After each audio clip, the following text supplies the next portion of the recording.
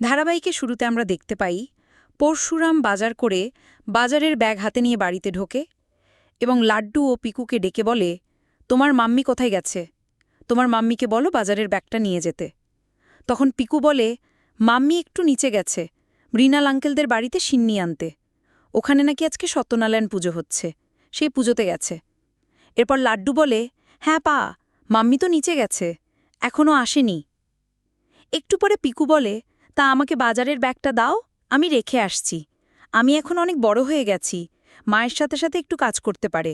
তখন শিবপ্রসাদ বলে, হ্যাঁ, আমার রাজকন্যাটা অনেক বড় হয়ে গেছে। কঠিন পরিস্থিতির মধ্যে দিয়ে গেলে ছোট বাচ্চারাও অনেক বড় হয়ে যায়। এরপর পিকু বাজারের ব্যাগটা নিয়ে রান্নাঘরে রেখে আসে। এদিকে লাড্ডু তার বাবাকে বলে, পা, তুমি কি বাজার করেছ? তখন শিবপ্রসাদ বলে, তোমার স্পেশাল মাটন বিরিয়ানি। মাটনের কথা শুনে লাড্ডু বলে, পা, আমরা তো সবার মতো রিচ নয়, আমরা তো পোর। তাছাড়া এখনও তুমি স্যালারি পাওনি, তোমার কষ্ট হয়ে যাবে না তো পা? পরের পার্টে আমরা দেখতে পাই শিবপ্রসাদের বাড়িতে আরাধ্যা ও তার বাবা আসে। আরাধ্যা ও তার বাবাকে দেখে শিবপ্রসাদ বলে, কি ব্যাপার, আপনি এখানে কি বলার জন্য এখানে এসেছেন?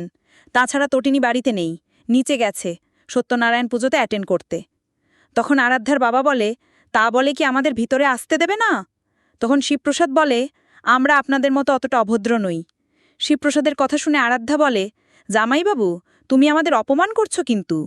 পরবর্তীতে আরাধ্যার বাবা শিবপ্রসাদকে বলে, আজকে তোমার জন্যই কর্ণ চ্যাটার্জিকে জেলে যেতে হয়েছে।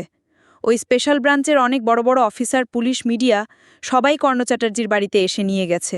তার মান, সম্মান, রেপুটেশন সব ধুলোয় মিশে গেছে। এসব কিছুর জন্য তুমি দায়ী। এরপর আরাধ্যা বলে, জামাইবাবু, এসব কিছু কেস আর ভালো লাগছে না।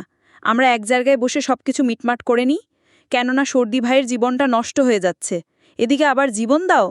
তখন শিবপ্রসাদ বলে, কর্ণ চ্যাটার্জিকে কেউ জেলের হাত থেকে বাঁচাতে পারবে না। আমি সাধারণ স্পেশাল ব্রাঞ্চে শিবপ্রসাদ ছেড়ে দিলেও পরশুরাম ওকে ছেড়ে দিবে না। ওর পাপের ফল ভোগ করতে হবেই। কিছুক্ষণ পরে পিকু সবার জন্য চা করে নিয়ে আসে।